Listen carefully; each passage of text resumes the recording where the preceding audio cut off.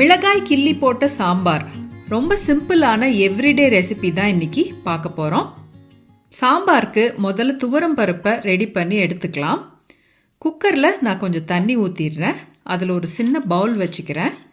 நான் பருப்பை எப்பவும் பவுலில் வச்சு சமைப்பேன். ஏன்னு நான் உங்களுக்கு சொல்கிறேன்.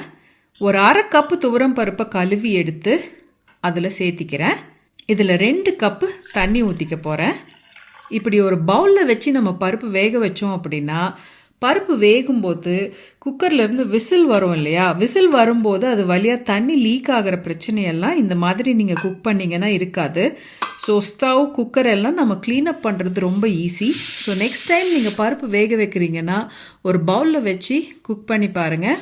குக்கரில் பருப்பு ஒரு 5லிருந்து 6 விசில் வச்சு எடுத்துக்க போகிறோம். ஒரு 10லிருந்து 12 நிமிஷம் வேக வச்சிங்கன்னா உங்களுக்கு கரெக்டாக இருக்கும். விசில் நல்லா அடங்கினதுக்கு அப்புறமா ஓப்பன் பண்ணுங்கள். பருப்பு லைட்டாக மசிச்சு விட்டுடலாம். சிலருக்கு பருப்பு முழுசாக இருந்தால் பிடிக்கும்.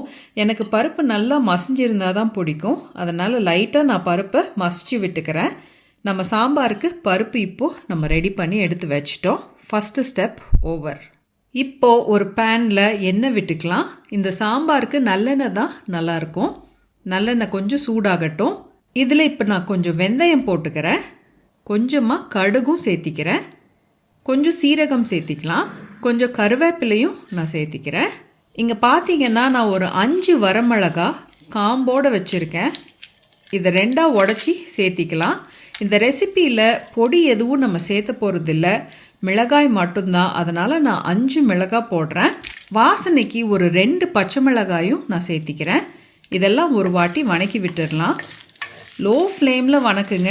மிளகாய் கருப்பாகாமல் பார்த்துக்கோங்க. கருப்பாச்சுன்னா கசக்கும். இதில் இப்போ கொஞ்சம் வெங்காயம் சேர்த்திடலாம். வெங்காயம் நான் ஸ்லைஸ் பண்ணி வச்சுருக்கேன், அதை சேர்த்திக்கிறேன். இந்த சாம்பாருக்கு உப்பு போட்டுடலாம். நான் கல்லுப்பு போடுறேன். கல்லுப்பு சேர்த்திட்டு வெங்காயம் சாஃப்ட் ஆகிற வரைக்கும் நல்லா வணக்கிடலாம். இதில் இப்போ கொஞ்சம் பெருங்காயம் சேர்த்திடலாம். கொஞ்சமாக மஞ்சள் தூளும் சேர்த்திக்கலாம். மஞ்சள் நிறைய சேர்த்தாதீங்க, கொஞ்சமாக சேர்த்துனா போதும். வேறு எந்த பொடியும் இந்த சாம்பாருக்கு நம்ம போட போகிறது கிடையாது. மிளகாயோடைய காரத்தில் மட்டுமே இந்த சாம்பார் நம்ம வைக்க போகிறோம். ஸோ சாம்பார் பொடி, குழம்பு மிளகாய் பொடி அதெல்லாம் எதுவுமே நீங்கள் இந்த சாம்பாருக்கு போடாதீங்க. நறுக்கி வச்ச தக்காளியை நம்ம இப்போ சேர்த்திக்கலாம். தக்காளி நல்லா பழுத்த தக்காளியாக சேர்த்துனீங்கன்னா டேஸ்ட் நல்லாயிருக்கும். ஒரு மூடி போட்டு இந்த தக்காளியை ஒரு 5 நிமிஷம் நல்லா மசிஞ்சு வர்ற வரைக்கும் வேக வச்சு நம்ம எடுத்துக்கலாம். தக்காளி வேகும்போது அந்த டைமில் நம்ம புளி கரைச்சி எடுத்துகிட்டு வந்துக்கலாம்.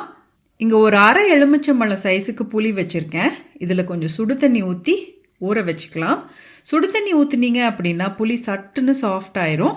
புளியை நல்லா கரைச்சி எடுத்துக்கலாம். இந்த சாம்பாருக்கு நிறைய புளி சேர்த்துனீங்கன்னா நல்லா இருக்காது, அளவாக சேர்த்துங்க. நம்ம புளி கரைசல் இப்போ ரெடி பண்ணி எடுத்துட்டோம். இங்கே பார்த்தீங்கன்னா தக்காளி நல்லா வெந்திருக்கு. தக்காளி நல்லா மசிகிற அளவுக்கு சாஃப்டாக வெந்திருக்கு. இப்போ இதில் நம்ம ரெடி பண்ணி வச்ச புளி கரைசலை சேர்த்திக்கலாம். சேர்த்திட்டு ஒரு வாட்டி எல்லாம் நல்லா கலந்து விட்டுருங்க. கலந்து விட்டுட்டு புளி ஒரு 5 நிமிஷம் நல்லா வேகட்டும். இப்போ பார்த்தீங்கன்னா புளி நல்லா வெந்துருச்சு, நல்லா தலை கொதிக்குது. இப்போது இதில் நம்ம ரெடி பண்ணி வச்ச பருப்பை சேர்த்திடலாம். பருப்பு சேர்த்திட்டு ஒரு வாட்டி நல்லா கலந்து விட்டுருங்க. சாம்பார் இந்த ஸ்டேஜில் ரொம்ப திக்காக இருந்துச்சுன்னா இப்போ நீங்கள் கொஞ்சம் சுடு தண்ணி சேர்த்திக்கலாம். பட் நான் இன்றைக்கி எதுவுமே சேர்த்தலை. எனக்கு இந்த கன்சிஸ்டன்சி கரெக்டாக இருக்கும்.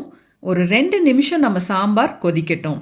இந்த ஸ்டேஜில் சாம்பாரை டேஸ்ட் பண்ணிவிட்டு உப்பு வேணும்னு தோணுச்சுன்னா கொஞ்சம் சேர்த்திக்கோங்க. அவ்வளோதாங்க, நம்ம சாம்பார் இஸ் ஆல்மோஸ்ட் ரெடி. கொஞ்சம் கொத்தமல்லி தூவி இறக்கிற வேண்டியது தான். இது ரொம்ப சிம்பிளான ஆனால் ரொம்ப சுவையான ஒரு சாம்பார். வீட்டில் ட்ரை பண்ணி பாருங்கள். ட்ரை பண்ணிங்கன்னா எனக்கு மறக்காமல் கமெண்ட்டில் சொல்லுங்கள்.